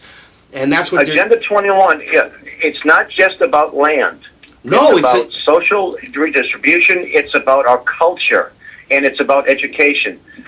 Tomorrow I'll show a letter that came right from the head of the Department of Education, Federal Education Department, which is unconstitutional as well. Exactly. Saying that they're going to be pushing this to make everybody sustainably literate. Yes, they can't teach people to read anymore, but will make you environmentally literate. And by the way, their science is pretty bad science to begin with. So when you use bad science to address problems that don't exist, you make matters worse. Or the problems that do exist, for example, we have problems, we're losing forests, so-called, right? Well, actually, the truth is, we've got more forests in the United States today than we had 100 years ago. Absolutely. So they tell you all kinds of lies, and they scare you, and you're willing to give up your lot. So let's say that you had a nice 10-acre lot with a home, and you got a beautiful view of the river, or the hillside, or hilltop, or something, the beach. They'll go to you and say, look, and these are local people that'll be coming in. It could be land trust groups. It could be American Planning Association folks coming in and say, look, we're going to rezone this particular town, and this is going to be conservation area. There will be no more. There won't be a Walmart across the street from your house. There won't be a development here. Sign on to it, and you say, yeah, this is great. I'm going to be secure. You're going to be grandfathered in. Very well. So you do. You buy into it. You buy into the lie, and then you want to build. Or then you want to be able to grow some corn. Or you can't do it. This is conservation easements. Right. Oh, mother-in-law needs to move in. I got to. Or if you do get the permit, the cost of doing business because of the conservation easements and what they call green codes or stretch codes greatly raises the cost of building or rebuilding, which means you don't build unless you have lots of money. And by the way, going green is very profitable to certain people. Oh yeah, that's why it's Maurice Strong, the eco-fascist, and he lives in China. You know, I mean, he lives in China. That's right. Yeah, I know. I mean, he's again literally on record at that meeting in Rio de Janeiro stated that he's just out to destroy the United States, basically the middle class, bring us to serfdom, make us serfs. What's interesting is that most of the people buying into this nonsense aren't the inner city downtrodden. They are the wealthy middle class. The wealthy or the upper middle class with the 10,000 feet square homes and 2 or 3 acres and a garage with 3 cars and a boat and what have you. They're the ones that are buying into it. Oh, yeah. They're the targets of this. It's their living patterns that are so bad, yet they buy into it. Oh, it's perfect though. But actually, Hal, like you just said, it's perfect though. Look at the deception. That's what they do. I mean, they're giving them this image that listen, you want to be green, you have the resources, and you don't want to, you want to be trendy. So you want to get your Prius, Sure. and you want to buy your, make sure you get those triple pane glass windows, and make sure that you get the smart meter. Get the little get the 4-cylinder car that gets you a lot of gas mileage. But if you take it on the highway, you get into accident, you're a goner. Yeah. You know? Well, the other thing too is, like you were saying before, the main target for them is the middle class, and the working class, the middle class. And, the people in the cities, they already don't have nothing. You can't take nothing from people who have nothing. So this is the way to take from the middle class, like you're saying. And it's also about population control. You see, absolutely, they realize that a literate society is more affluent. So it's in their best interest to dumb us down morally, mentally, physically, spiritually. And do you think they're interested in developing these countries, the so-called undeveloped or developing? And you notice they never develop it. They're always developing. That means they're under the thumb of the IMF or the World Bank. Yeah. There's no such thing as a nation that's developing, that's now developed. Now they're independent. No, we're always going to have our interest. So they like the idea of people living hand to mouth because they're more sustainable. Oh, in absolutely. fact, that's what Maurice Strong, was it Maurice? No, it was Jacques Cousteau. Jacques Cousteau, the father of the son. They're both eco-fascists. They're both like that. We're a dot on humanity. I can't believe it. They want us dead. Oh yes, yeah. And there is the father, the late father. The father. He said that one American tires the earth more than 20 Bangladeshis. So we better have mandatory, not just mandatory abortion, but we need to have more than that. And we need to 350,000 people per day need to be put to death. We used to call this genocide, but by my observations, more people have been killed by governments in peacetime than they have been in wars. And most of these governments are in good standing at the UN, and these governments are all sustainable, all going by, except for Maurice Strong's adopted country, Communist China. You don't see OSHA agents and EPA agents and the Nature Conservancy going around to the factories or protesting or throwing buckets of paint on their products because they'd be shot. Yeah. Because they decided that China would be the workhorse, and we really don't care about Chinese their environment. And I tell folks that the best way to preserve the environment is through private property and the free market system. Absolutely. But we've got 2 generations that have a little more than contempt. They have contempt for the free market as they sit in their homes, supermarkets full of food. They have online, they can buy anything at their fingertips and so forth, all the great choices because of what we used to have. We don't really have a free market. We have a very tightly strangulated market, but that's what the free market brought. It brought all of these choices and all these freedoms, and they have contempt for it, you see. Absolutely. You have this interesting. It's just so obvious that we have to wake these people up because look at Maurice Strong. Well, Exactly. No, exactly. Let me tell you. Let me tell you something. We can talk about the problem, which is important to do, but let's talk about some things that are happening that are positive. Okay. A lot of people are for the first time, maybe visiting the town halls instead of just paying a fine, but they're going there and they're influencing their elected officials, county officials, town officials, and numerous communities around the country have got out of ICLEI, has stopped Agenda 21, have gotten rid of their zoning. The state of Florida, for example, they've got away with their comprehensive planning. Numerous counties, 2 counties in New Jersey just got rid of ICLEI, Somerset County, Ocean County, a couple of towns in Massachusetts. If you do I get a daily Google alert, Agenda 21. Every day I see information, what's going on. People are coming to these town meetings with information, demanding questions. There was one in Bridgeport yesterday. A Ron Paul function, and There was one in Bridgeport yesterday. At the Was there? Yes. Yeah. So, There was a Agenda 21. I got it through a link, and there was an Agenda 21 meeting in Bridgeport about Agenda 21. and by the way, this notion that people will say, well, there's no point doing it in my town because they're so liberal there. The so-called liberals have no moral right to trash the Constitution than conservatives do or moderates do. Exactly. So don't buy into the notion that it's New Haven, they're all liberal, I can't do anything here. You better take a stand. If you love your freedom, if you're liberal, you better take a stand because you're going to lose it. You're going to be told what to do. You're going to be told that your property, you work hard for that property, Mr. Liberal, or Mrs. Liberal, or Ms. Liberal. You want to have some control over that property. Don't let you can work with local groups and you can do things locally and to help your environment, to clean up that local river or that have you. And that can be done, and we've made a lot of progress with that.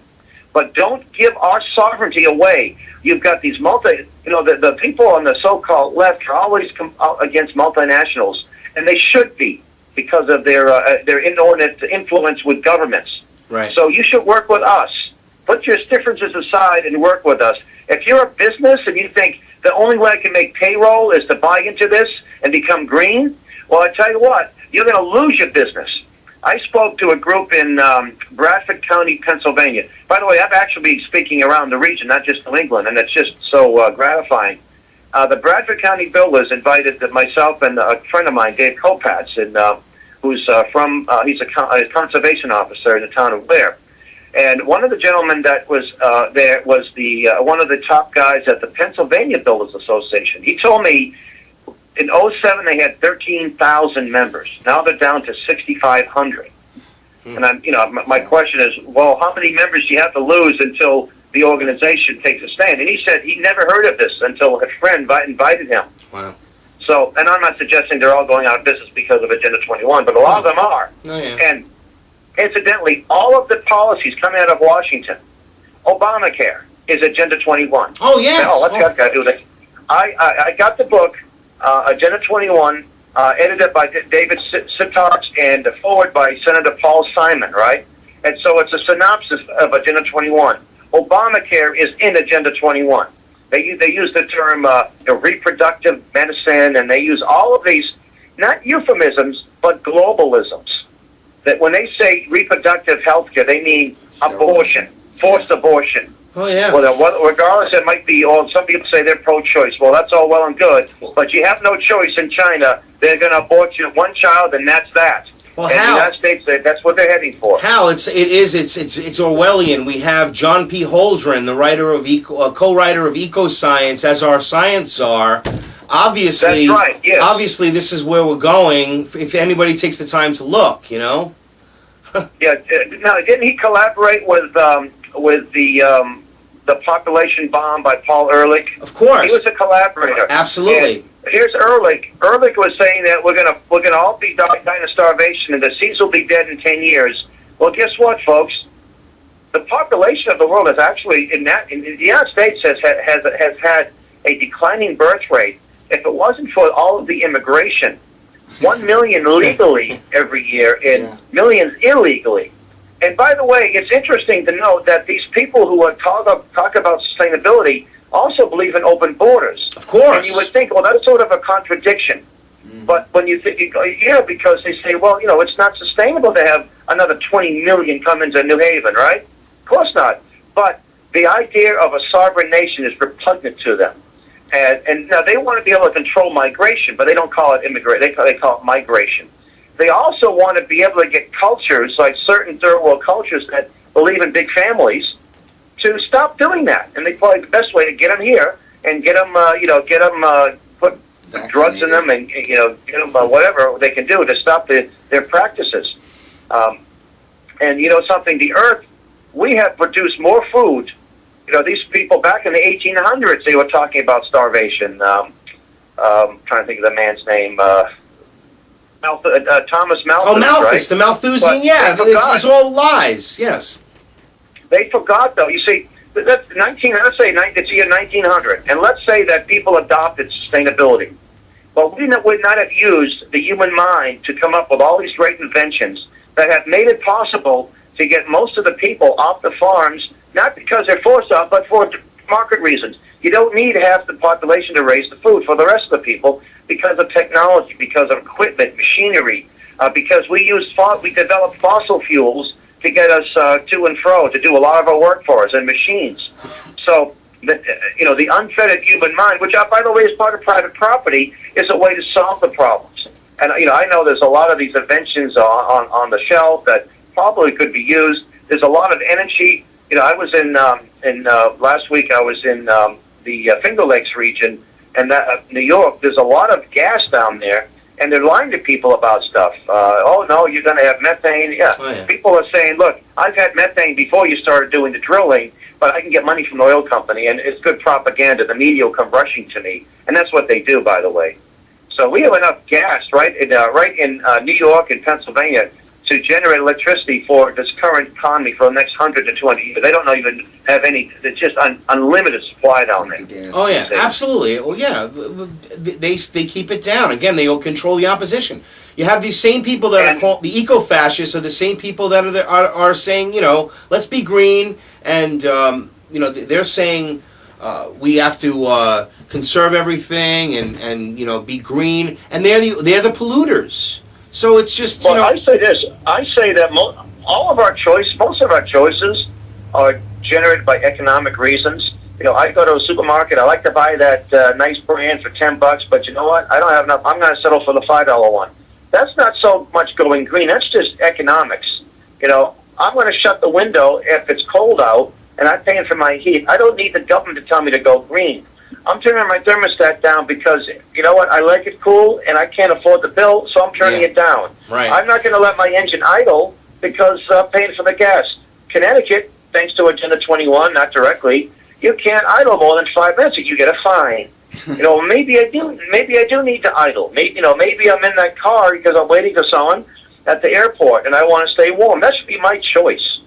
It shouldn't be the choice of the state government. You can't idle. I'm sure that the state vehicles idle all they want to, and they don't get fines. Mm-hmm. Right? Yeah, I've seen it happen. See it all the time. Yep, it's crazy. It really is. So I'm glad. I hope we get a good turnout. We've been getting really good turnouts at these events, and even if we get a handful, so be it, because it only takes a few to make a difference. Well, it takes exactly. Exactly. Let me give a quick plug on that. First of all, everybody's listening to Hal Shurtleff from the John Birch Society, and tomorrow in Waterbury, Connecticut, on 267 Grand Street, in Waterbury, Connecticut, at the Bronson Library, starting around 11 o'clock. I guess it's going to go for about an hour, Tom, a little more? Yeah, about that, yeah. Okay. We'll be going over in detail the full Agenda 21 and how they're trying to impose this on local small communities and how we have to stop them from doing this. Now, I've seen this presentation. It's great, and I'm really looking forward to it. And we'll be live streaming it.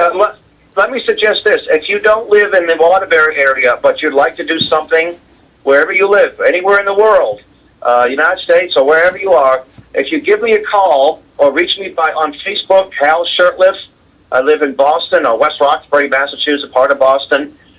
You can call me 857-498-1309, 857-498-1309. Say it one My more time. email Say it address- one more time. Yeah, it's 857-498-1309.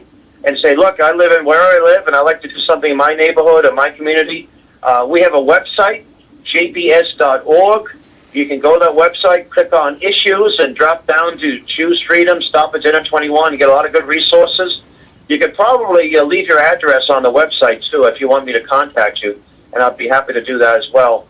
And if I can't be there, we can find somebody to get there. We have lots of good material.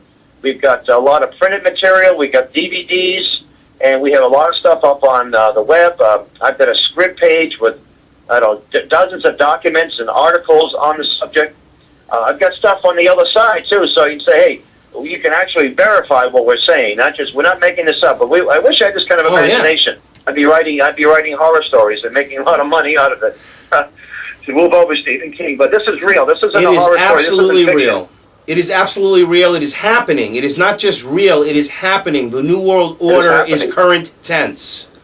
That's right. And by the way, as it becomes, they're getting more aggressive because they're getting exposed. Yes. And when they start calling you names and smearing you, that's when you know you've had an impact. And what happens is first the so-called the controlled left, because I know there are a lot of people on the left that are anti-establishment, and God bless you, right? But the controlled left, Southern Poverty Law Center, and those groups will go after you. And that happened to me. It was a guy in Connecticut that wrote an article on the SPLC website.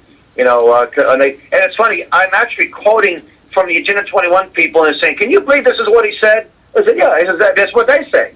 And then you have the controlled right. Oh, don't listen to that. That's a conspiracy theory. Right. We just have to go after Obama. We just have to criticize Obama, as he's the only problem we ever had. Yep. Don't listen to those crazy right-wing John Birchers, all those disaffected 9/11 people. They're crazy.